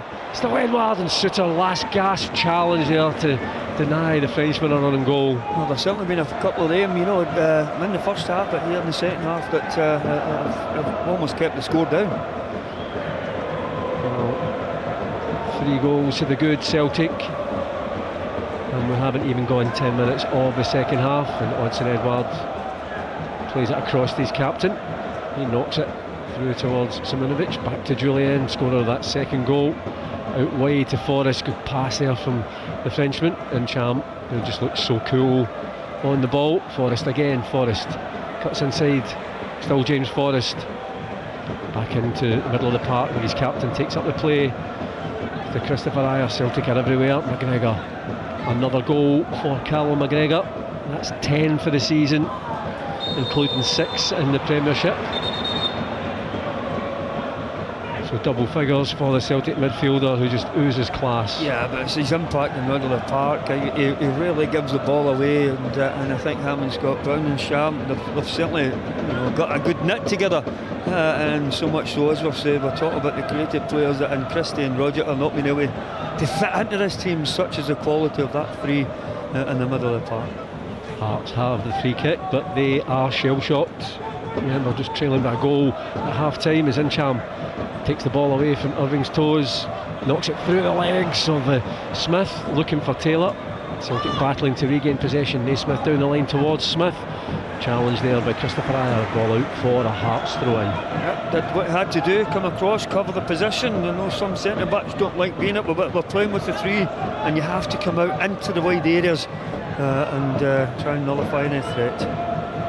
Hearts almost give the ball away. Suter just gets there ahead of Griffiths and forced to play it back to his goalkeeper, and you can see Hearts are just get so nervous now. They know any mistakes, the Celtic are going to punish them. The team that's at the bottom of the league, you can understand why. You know, certainly in a couple of decisions that have happened so far in the second half, but the second goal, or the third goal, there's no team could have stopped that. Such was the quality of it. But earlier, as you say, you know, they're at the bottom of the league for a reason, is because of the, you know, they might be unable to cope with the quality that is on show tonight. They've tried to pass their way out of trouble. They're down the left-hand side, edge of the box. Garuccio up against Forrest. Forrest dispossesses him, back to Simonovic. Good play there from James Forrest defensively. It's cleared up to the halfway line. Halgett gets his head just ahead of Odsonne Edward. Hearts forced to play it back into their own half. It is the bottom two that are playing at the weekend. Hearts at home to Hamilton, who lost 3-1 at home at New Douglas Park last night to Aberdeen, and Celtic head up to Pittodrie for that lunchtime 12 noon kick-off. But they're looking to press home their advantage 75 league goals now for Neil Lennon's side. That's an impressive total. As Garuccio plays it just wide of the left-hand post. Well, the Australians so close to reducing the deficit there, but thankfully the wrong side of Fraser Forster's left-hand post. Oh, I'm sure Fraser would have had that covered had it been going to that side. Just looking at that, certainly tested him right enough. And certainly I think Fraser was a little bit worried that he had to make a movement, but just want to give him something to do. Well, he was just trying to float it over the big Englishman and just wide to the left-hand post. McGregor takes up the play over the halfway line, out wide to Taylor. Again, combining well. McGregor takes a touch, edge of the box, left-hand side. He's got Taylor there in support. Back to Ayer. Scott Brown's in the middle of the park. The ball switched across now to Christopher Jullien. Back again to Taylor. Good ball from the French central defender, and suddenly Celtic in the edge of the box. McGregor first time into the box looking for Griffiths, and a good interception in the end by Halkett, because Griffiths was waiting to pounce. Yeah, it's great defending from Halkett, isn't he? Putting himself into position. Wonderful play to able to open up Hearts again. Just that wing back, and McGregor, he's been on the ball all day, all game, and Halkett had to get there ahead of Griffiths. Unfortunately he did. Another corner for Celtic, the first corner of the second half. They scored the second one, they hit the woodwork twice. Another chance for Celtic to test this Hearts defence once more. It's Griffiths with the outswinger. Again, he fires it to the far side, looking for Jullien. He gets a head on it, but just couldn't direct it goals. Relief for Hearts. Celtic lead here by 3-0. It doesn't seem as though there's any really at that time marking Jullien, allowing him to come in and get a challenge. Eventually they come late, but the damage has been done with them scoring the goal and almost setting up another with a knockdown to Yozo. Well, Neil Lennon very pleased with his team's performance, and certainly the way they've started this second half. We're just approaching the hour mark, and it's Celtic who lead here by 3-0, maintaining this very impressive home record. They've won 11 out of their 12 league games. That's now 40 goals at home they've scored in the league. Here they come again with Taylor driving forward, still Taylor fires it across, it comes off the heel of Suter, and Celtic have another corner, and Greg Taylor has been tireless down this left flank. Yeah, he's been available all game. He can do that sometimes in situations, but the use of the ball, get out. I thought he could have done it a little bit more early at times in the first half. There was opportunities as we could see them from here, but eventually now we're getting the ball out to him, and he's causing a problem every time he's running down this left hand side. Celtic looking for goal number 4 tonight. Griffiths floats it in, it's headed clear. Forrest takes a touch on his left foot.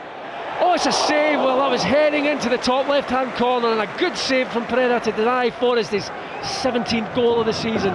Great skill from Jane, showed the composure as he did a couple of times in the first half. The wee drag back sells a Hearts player, and what a strike that was. But just a good tight. I think you expect the goalkeeper to be able to save that one. Celtic have the throw in about 10 yards from the corner flag down the right hand side. It's Forrest who's going to take it, but the Hearts player might need some treatment there. So remember, they've already made 2 substitutions. The first one was a strange one, the teenager went off. The second one at half time, and again, well, the first one shouldn't have happened because Hearts were doing yes, I know the left hand side we were getting interestingly down there, they lost the first goal after it. It wasn't McDonald's fault. It was, I think, Clare wasn't doing the duty. He couldn't handle Taylor, and I'm not sure is this that was James Forrest. Sorry, that was James Forrest attempt. The good save, good tight, close enough for the goalkeeper. You expect him to save that. But Smith has come down. I don't know if it was in the chasing back of Taylor here, the amount of times that he's chased back, whether he's just something went in his groin or whatever. But he certainly doesn't look as though he's not very comfortable there. Yep. So it could be that Daniel Stendhal was forced to make a third and final change. And remember, he's still got just under half an hour to go. His side are trailing by 3-0, and they're temporarily down to 10 men. And Celtic come again looking for goal number 4. Jullien fires it across, looking to try and find Taylor, but intercepted. Suddenly Hearts on the attack now with Boyce. Flicks it inside, good skill there from the Irishman. Decent striker. He's on the ball again, under pressure, and Celtic working back so hard. Smith just worked his way down the touchline, looking to get way back on as Naismith takes up that play, and Smith comes back on. Hearts back to the full complement of players. Ayer tried to knock that one through to Waugh. Godson Edward. Hearts still on the ball. Jamie Walker driving forward, edge of the box, gets the shot, and it's just a fingertip save there from Fraser Forster, and it should be a corner kick. Yeah, I think the referee wasn't quite sure. It certainly looks as if Foster, from their vantage point, he's saying he didn't touch it, but it certainly, we're giving him credit for a great save. Well, he won it for the starts, wasn't he? But yeah, it was wonderful save from Foster. He certainly got it, unless there was a stone in the pitch that just deflected it behind, which I don't think Hazy would have on this pitch.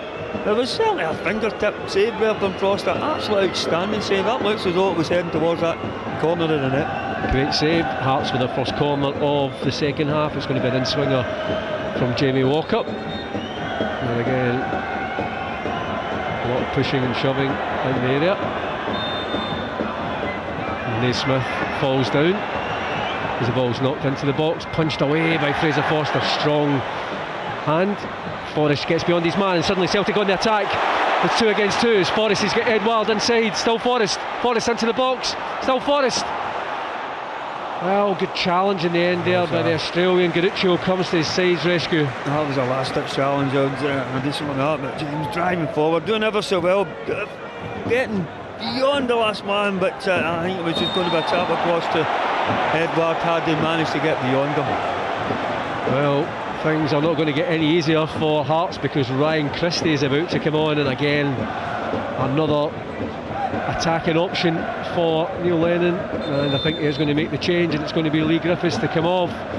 So another fine game for the Celtic number 9. Yeah, I'd be disappointed he's not on the score sheet. He had that one great opportunity in the first half that just hit the side net, but other than that, he's had a wonderful game. There's an assist for the goal from Julian, and other than that, apart from that, him and again Edward linking up ever so well, and certainly it's very pleasing on the eye when you see the two of them playing together. Well, I said some of Lee Griffiths' touches were exceptional tonight. We know Ryan Christie is a player of exceptional quality, already with 17 goals to his name this season. Wouldn't bet against him getting on the score sheet tonight. Immediately into the action as Langer, the substitute, manages to play it to Suter. Christie keeps it in play, knocks it forward.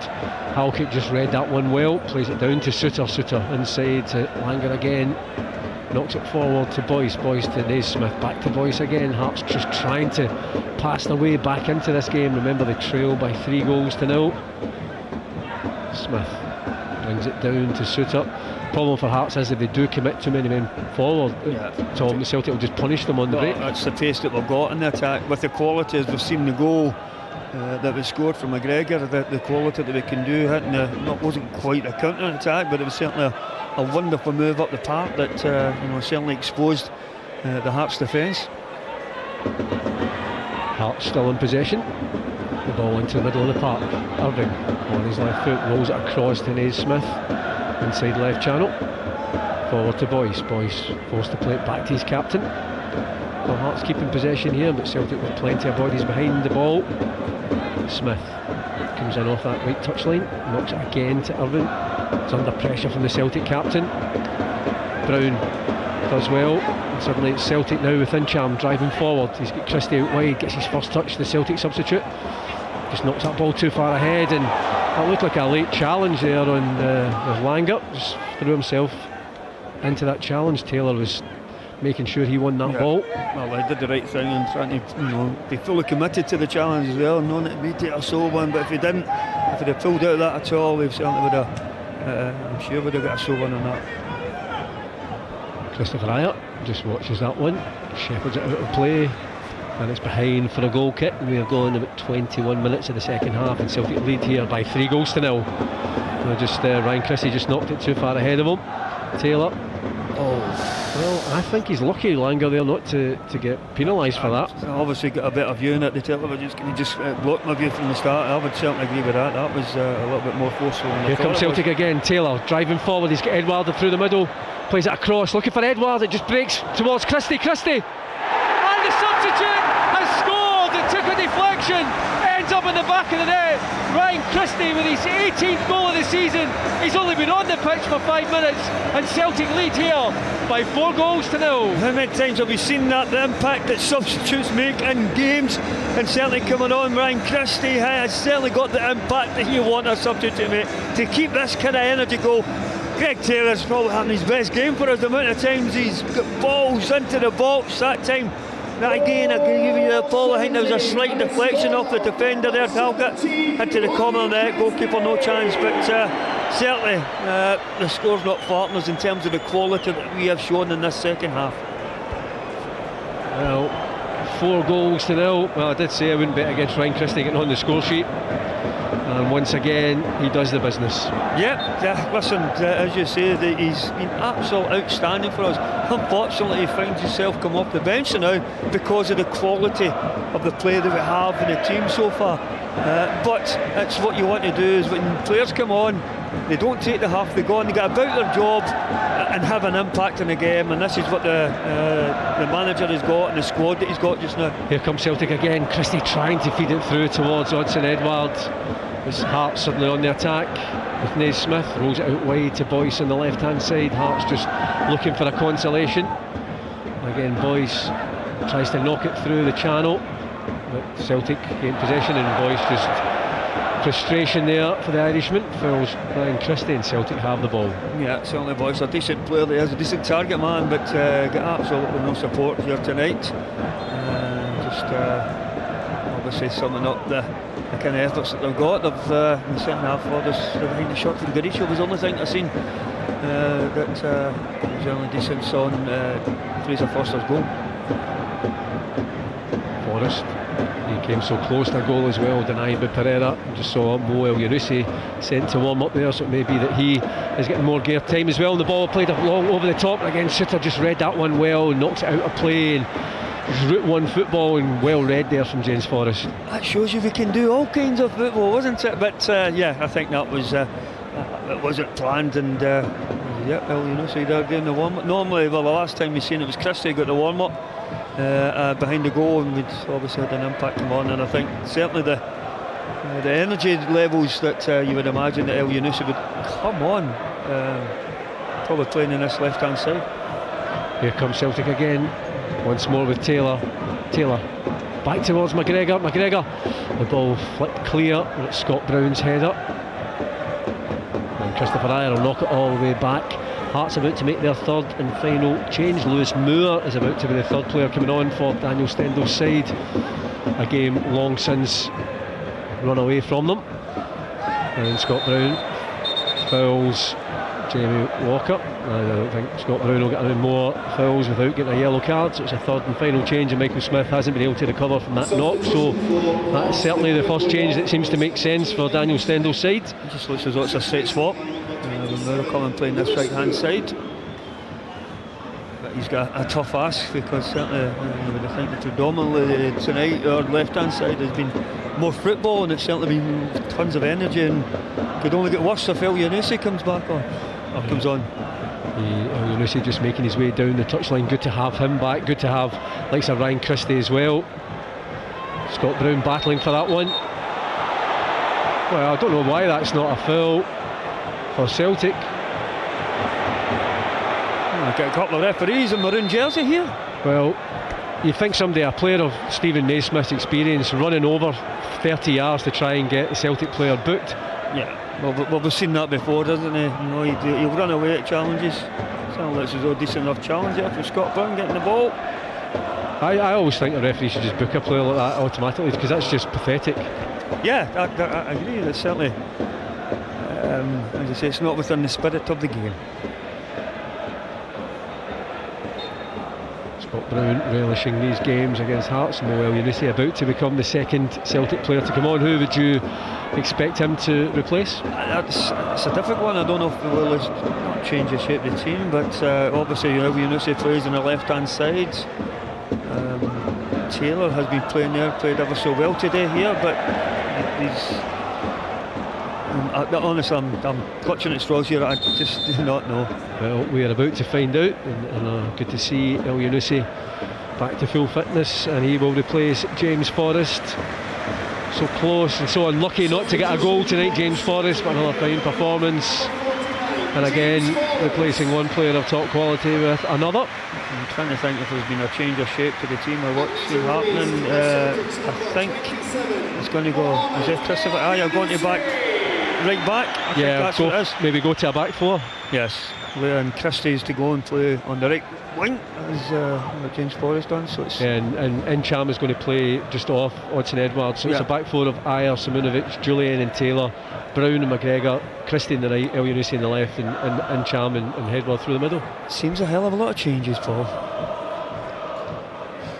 Greg Taylor just on the halfway line. Plays it inside to El Yunusi, gets his first touch, plays it back to the Celtic left back. El Yunusi again, good play, curls it across towards Simunovic. He just walks it on to Ayer, now playing it right back. Drives forward. Christie comes in off that right touch line, clips it across. Wonderful ball. Taylor just brings it down, drives forward, edge of the box, curls it into the area. Odson Edwards tries to flick it off Suter, looking for the handball. And there's, honestly, I think that's embarrassing. Naismith is running behind here, knowing that he's actually conned the referee in that one. Surely just at one point, wink towards the support. Surely at one point falling down shouldn't get you a foul. There's one that's come off the elbow of Suter, which there's a different rule now for at Celtic Park with the handball that we've seen, and against Celtic that just doesn't exist, handball. And I think that may have been an offside decision. So Celtic in possession. We have got just about 17 minutes or so remaining. Celtic leading by 4 goals to 0. Incham, Julian, McGregor and Christie with the goals. Taylor fires it through. Well, he's looking to try and find Odson Edwards, just too high for the Frenchman to control. Just a little bit too high, a little bit too much pace on that one, but certainly was fizzed into it was Edward. It's just really trying to keep the scoreline down. Suter, edge of the box, and they're still trying to pass the ball forward. Moore, the third of the 3 Hearts substitutes, back again to Suter, moving forward under pressure from El Yunusi, but drives up towards the halfway line, rolls it across. The ball's switched out wide to the left. Still the visitors in possession. The ball knocked forward to Washington on this left touch line. Leaves it for Irving, and again Celtic just pressing the play, and Hearts trying to work something, but Christopher Ayer read that one well. Down the line, tries to find Christie. Hearts middle of the park. Well, Irving almost stumbled on the ball, but managed to find Halkett in the second attempt. It was his deflection that helped the ball from Christie's shot into the back of the net. Brilliant skill there from Olivier Incham. Ryan Christie shrugs off the challenge. Still Christie knocked on towards Incham. The referee with advantage. You'll have to book Halkett once the play is finished. Well, he certainly has to, and if the referee had been doing his job, Halkett would have been off, because he should have been booked inside the first 2 minutes. One of the things there, can you bring that back because we didn't get an advantage? Yes, we got a shot at goal, but there's no advantage. He has to book him. He has to book him. Or is he running away just so he doesn't make any decision? But we'll wait and see what Willie Collum does. The ball knocked through the channel, but Simunovic read that one well. Nutmegs his man, gives it into Scott Brown, knocked across to Christopher Julian, and I think the fact that the ball's not going to play has rescued things for Halkett. And it's another challenge that's there. That's a booking as well. That's a follow through from Walker. But he's a way to book Halkett. That could have easily been a booking. Well, Willie Collum is going to book Halkett, and I think Jamie Walker must be lucky to escape a booking there, because that was another reckless challenge. That was worse than Halkett's. Surely Willie Collum should just book Stephen Naismith for being Stephen Naismith. That should be a yellow card offence in Scottish football, surely. I'm actually surprised that he hasn't, because normally you find yourself in the yellow card during the game against us. Christie back inside to Ayer, drives forward, strides forward, the big Norwegian. He's getting Incham out wide, rolls it to the Frenchman, edge of the box, cuts it inside. Langer read it well, but knocks it out only as far as Incham. Celtic keeping up the pressure. Christie back to Incham. Celtic moving the ball about with precision, with pace. Now with McGregor. Flips it over to the always available Taylor, just takes a touch. Thought about the cross instead, knocks it back to McGregor, just steps around his man. McGregor has been held back there, and surely a foul, and that's got to be a yellow card as well to Langer. Ooh la la. Well, you could be right, Tom. Wonderful play there from Callum McGregor. His jersey was being tugged there by Marcel Langer, but it's given Odsonne Edouard. But it's the touch that we've got in and around the players, the quality that we've got, and the touch is coming on, and somebody coming on like Tom Roderick, who his touch is outstanding. Well, we've seen some exquisite free kicks from Odsonne Edouard from a very similar position in recent weeks, and this is a chance for Celtic to make it 5.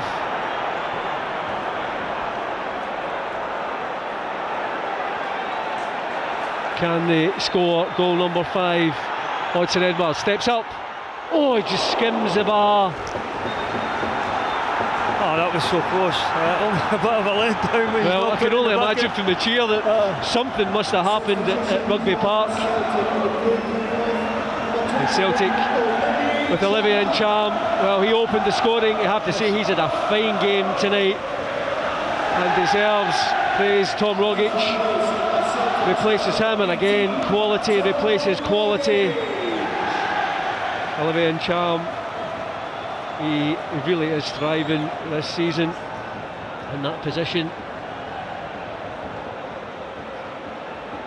And the ball cleared over the halfway line. Greg Taylor wins the ball, but at the expense of a throw in. And we have got 12 minutes on the scoreline. Stephen O'Donnell has equalised for Kilmarnock. It's 1 apiece down at Rugby Park. It's 4-0 here. I do love it when the games are on at the same time and you get those cheers out of nowhere. Yeah, because you wonder what it's for. It certainly was a good substitute, Tom Roderick coming on, but I don't know if it was, that the kind of noise that we heard was certainly not that kind of reaction for a substitute to come on. But the football was just absolutely stunning just now. Well, this is absolutely breathtaking. Here comes Christy Ayers racing forward into the path of Ayer. Across, looking for a Celtic player. Suter again to the rescue of the corner, but that was absolutely magnificent. Oh, listen, that's worth the entrance fee alone to come and see the Hoops play. It was end-to-end stuff, good tight football, and eventually the ball went to the box, and that's what you needed. 2 strikers, one to go far post, one to go front post, but only the one striker hit in there. 5th corner of the second half. Can Celtic get goal number 5 from it? It's Ryan Christie, in-swinger, left-footed, steps forward, fires it into the area, looking for a Celtic head, and it's a goal! And it's Kozol Simonovic, number 5 with number 5! This is magnificent from Celtic. The delivery was absolutely perfect, and there was Simonovic to head the ball home. Well, I certainly want what the Celtic team have had at half-time. They have been absolutely outstanding in this second. They've been far more clinical. The first half was flashes of stuff. The second half has been absolutely pure quality, and obviously lethal finishing from guys like Joseph and Big Julian in the box. Set pieces once again. The importance of set pieces, but completely unmarked in the middle of the goals. Stando will certainly be absolutely livid with that. Well, it's been great. We talk about new players coming into the squad, and again another player it's been great to have him back is Big Yozo. Yes, as you say, and just obviously to what you saw with that early booking in the first half, if you kick there, but yeah, and there's no better way to get your confidence back, to get than to score the goal. I never ever knew about that, but to get a goal here at Celtic Park, it certainly must be a special feeling, a special moment for them. Well, Celtic 5, Hearts 0. We're into the last 10 minutes and the Celtic fans have broke into the huddle here. It's a wonderful atmosphere. 4 goals in the second half for Neil Lennon's side, and some of the football has been absolutely breathtaking. And that corner came about after a move that actually started with Greg Taylor, who I think had an absolutely wonderful game tonight. Certainly Greg's had his best game. He's certainly been available for everything down that left-hand side. He's had some great injuries down that left-hand side. So, well, the Celtic fans in fine voice, and the Celtic players in fine form. Scott Brown at the heart of everything, plays it out to Taylor. Taylor forward to El Yunusi. Here comes Celtic again. El Yunusi knocks it through the channel. It's flicked on. Here comes Celtic now with Ayer driving through. You can cut it across to Rogic. Could it be number 6? Back heels it. The ball comes off the heels of a Hearts player, and it's a corner kick, and Celtic are carving Hearts open. This is the kind of football you want to come and see. We're not just satisfied at 5-0, we're desperate to get more goals. It's absolutely stunning football, quality football, that now you can see the difference between a team at the top of the league to a team at the bottom. Christopher Ayer as an overlapping fullback, absolutely outstanding. Could he be the next defender to score? Again, Christie is headed clear only as far as McGregor, touches it down to Taylor, then he'll just play it back to Fraser Foster, who takes a touch. Washington goes to close him down. Foster through the middle, there's no one there, it's back into the arms of Pereira. But Celtic are on fire in this second half. 5 goals, none conceded, another 3 points. They will move on to 70 points tonight. Hearts will stay rooted to the bottom of the table. And obviously the goal difference at this moment in time taking an absolute battering as well, and who's to say that it's finished? That's because of the energy levels and the excitement of the team. I've seen them, they'll keep the ball and do game management, but they just want to go and score more goals. They want to entertain the support. That have been absolutely brilliant today. Here comes Celtic now. El Yanusi. Oh, he's trying to play that with the outside of his right foot to find Odsonne Edwards. Cleared. Boyce takes a touch, and again there's so many Celtic players closing down. I think Walker knew he was offside and loses the last man there is Scott Brown, just trying to shield that one out of play. Well, majestic. We certainly know that when Scott's about, he'll certainly causes problems and go and help his defenders, and he's certainly done so on that occasion. He's certainly favourite for it, but he's certainly come out on top. Jozo Simonovic. So 2 of Celtic's defenders have got on the score sheet tonight, and there's another one of them, Christopher Jullien, switched wide to Greg Taylor. Well, the only thing missing from Taylor's performance tonight is a goal, because he has been superb down this left hand side. Yeah, he's been unstoppable, and sometimes you just get days of that where you just want the ball at every occasion, every opportunity, and certainly he has had plenty of it tonight. And I think you can see him growing in confidence as he goes into playing more and more games for the club. Ball played forward, Suter clears it back to the halfway line, it's flicked on, looked like a handball against Boyce. Referee was play on, good play from Simonovic, challenges Boyce, it breaks out wide to Walker, knocks it off Taylor, it's out for a corner kick. It's Hearts' second corner of the second half. I think everybody is checking the score lines from elsewhere, because it's still 1 apiece between Kilmarnock and Rangers at Rugby Park. The Hearts have a corner here, looking for no more than a consolation as always. Celtic inside the last 5 minutes, will not want to concede a goal now. It's going to be an in-swinger, fired into the near post. It's missed by everyone and eventually headed away by Scott Brown. Spins to this far side. And again, Celtic just making sure that they clear the lines. Yeah, we want a clean sheet as well now. You know, the sparkling second half that we've had, where we don't deserve to lose a goal, and certainly did their job there. The ball seemed to bounce about the box, but it certainly. Well, I think he's off. He's got to be off. Yeah, a red card. Well, reckless challenge. Well, absolutely mindless. Yeah, just as your team, no favours whatsoever. You're in a position of about 5-6 minutes to go. I know there'd be a frustration element in it, and probably trying to make a name for himself and tackling Scott, but it's absolute stupidity. He absolutely jumped into that. Yeah, it's absolute stupidity. That does not. Well, we saw a challenge earlier on where he launched himself at Greg Taylor, and luckily Taylor read that one, but that's crazy. That does you no favours for the manager to see something like that. It's actually cowardice to be able to go and do something like that. It reminded you of the tackle that Murphy, was it Murphy? No. The Rangers player done at the end of the game at Ibrox. Jordan Jones, that's the one. And it's an absolute nothing. You know, the game's done and dusted. It doesn't show. That's no commitment shown towards your fellow teammates. It's not big and it's not clever. No, absolutely no chance. So Hearts losing by 5 goals to 0, now down to 10 men, and Celtic will be at least 7 points clear at the top of the table come the end of this game. Depending on how results go elsewhere, it could go 2-9, but we shall wait and see. Celtic have done their job here tonight in a very impressive way, and certainly they've just stepped up in the second half. Listen, I think Neil must have had a quick word from the ball floated across looking for Odsonne-Edouard, and Souttar again read that one well. He had to, but it's only as far as Taylor.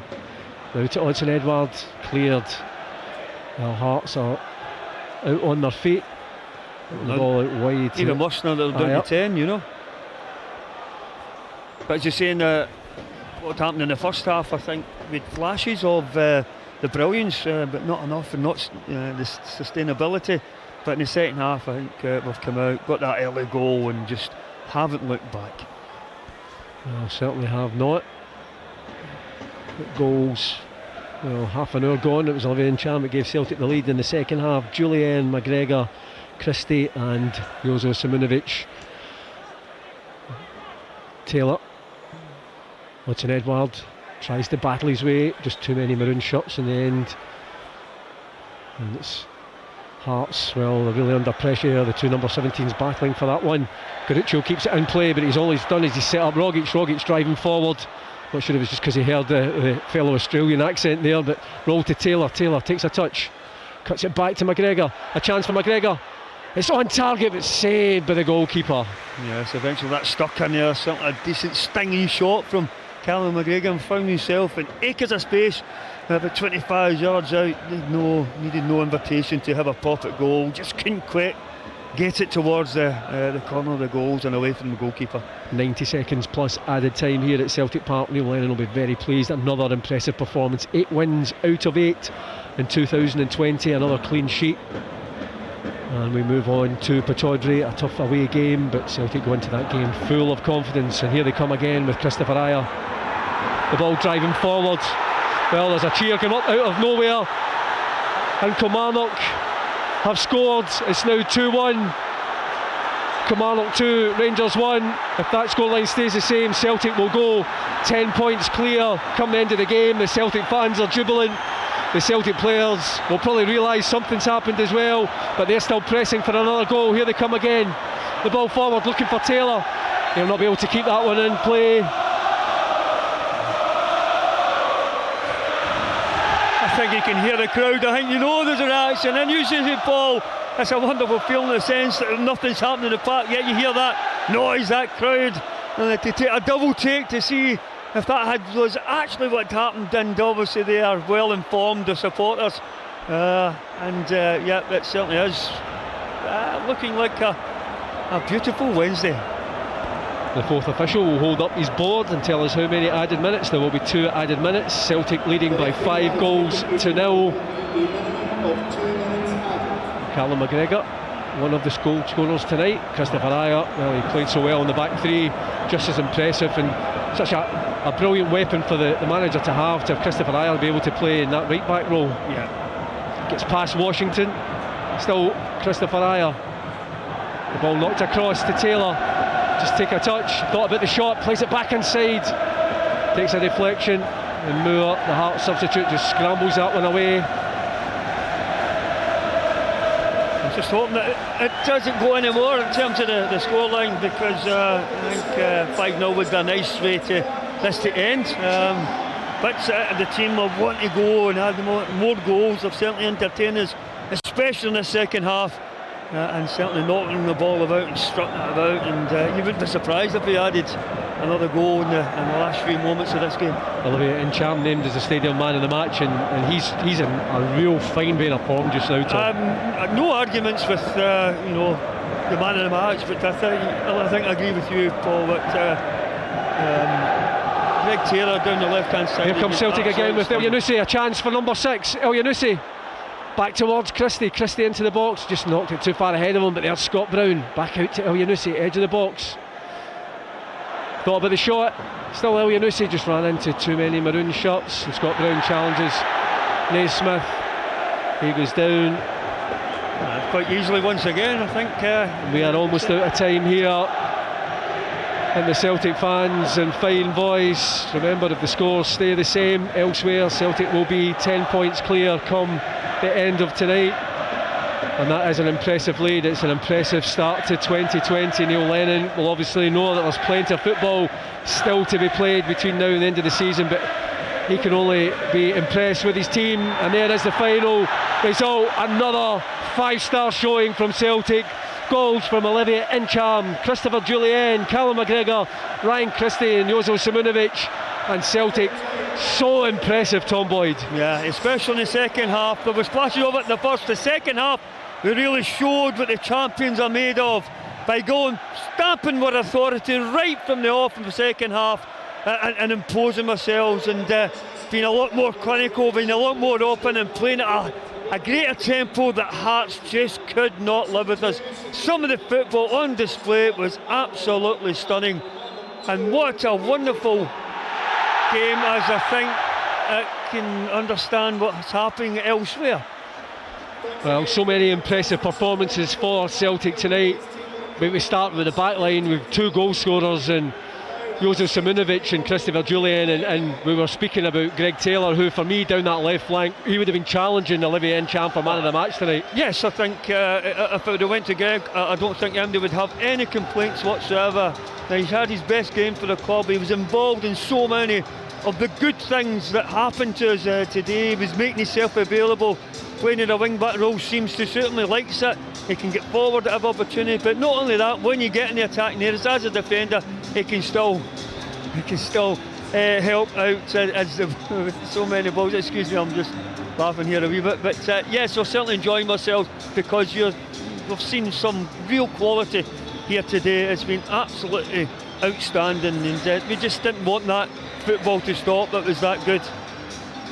The first goal so important, the second goal absolutely vital. Within 60 seconds of the second half, a brilliant header which we've come to expect from Christopher Jullien. Yeah, and when you see what the football was in display in the second half, it was not a surprise, but it was a set piece that it came from. And but Christopher Jullien has been brought here for a reason. 6'7" boy, you want to be going winning balls in the opposition box, and that's what he's done.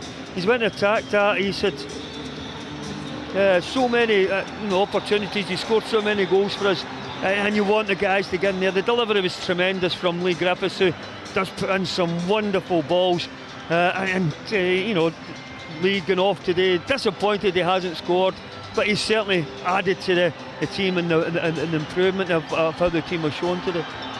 Scott Brown, I think, always relishes these sorts of games against Hearts. Obviously a former Hibs player himself, but just playing in front of that back three, he just runs the show. He's absolutely outstanding. And I watched, I think it was a picture in a clip, was at training when he was out, when it was -2 or something like -3, and he's got a t-shirt and shorts. See, when Scott Brown puts on an overtop or a sweatshirt, you know there's something up with Scott Brown if he ever does that. Such as his nature, man. But again, once again, he stamps his authority in a football match and a game, and he just imposes himself and uses confidence. But the whole team, I think, are playing with that confidence, not just what Scott's got. It's not an arrogance, it's a confidence in your ability, and when you can have that, then this is the outcome. Finishing off when you get the opportunities come along, and that's what we've done. We've been very clinical, and we've made sure that we've punished Hearts when the chances have come along. Well, the Celtic players just doing the lap of honour just now, but we've seen in previous seasons, Tom, the benefits of this winter break. Once again, the players have went away, they've gone back, and you're just about to tell us the news from Rugby Park. Yes, I think that could be full time at Rugby Park, which it means that we are now 10 points clear. Is that correct, Paul? Which is an absolutely fantastic day. When your opposition or your closest rivals slip up, you've got to take advantage, and we have done that to the full tonight, and now bring on Aberdeen on at the weekend. Well, Celtic know that they just have to do their own job. I was just saying the fact that the team have come back from this winter break. Yes, they would have been going into it disappointed with the result of the Derby game, but they have come back 8 wins out of 8, 10 points clear at the top of the table. It's a phenomenal start. But I think the key thing is, after that game when we lost the Derby match here, I think the calmness from Neil to not panic and to know that we're going to get away, get all your rest, work on a couple of things like we did last season and come back after the turn of the year. We really kicked on, and this is what we've done. You know, there's no need to panic. We've lost one football match, we're only one of two in the league, I believe, this year, and so we've come on, you know, with the squad, getting players back from injury, boosting the squad, and now there is a real challenge for the players to actually play and get earn their jersey in that strip. That's what you see, I think, Greg Taylor, the fact that he knows he's got rivals in Volleyball and Golly and Johnny Hayes. He's got a chance and he's seizing it. The competition is there, that if you don't play, we have so many more options to be able to come in and add to the squad. So you know that you have got to be at your best in every game, and that's what's happened. Since the turn of the year, we've really kicked on and we've really turned the screws, so much so that we've given myself a massive opportunity, which I believe Stephen Gerrard has says the next moment that they feel that's the league over, they're not allowed to blink again. So is that Celtic winning the league? We'll not be saying that here, but I believe Stephen Gerrard mentioned that in one of his previous conferences, that he says that the next one to blink and that's it over. So we'll wait and see what has to be said after this, but we will enjoy ourselves as we always do, knowing that the champions have put on a champion show tonight and come away with the maximum points, and it's all you can do, beat what's in front of you, and hopefully that will continue right through to the end of the campaign.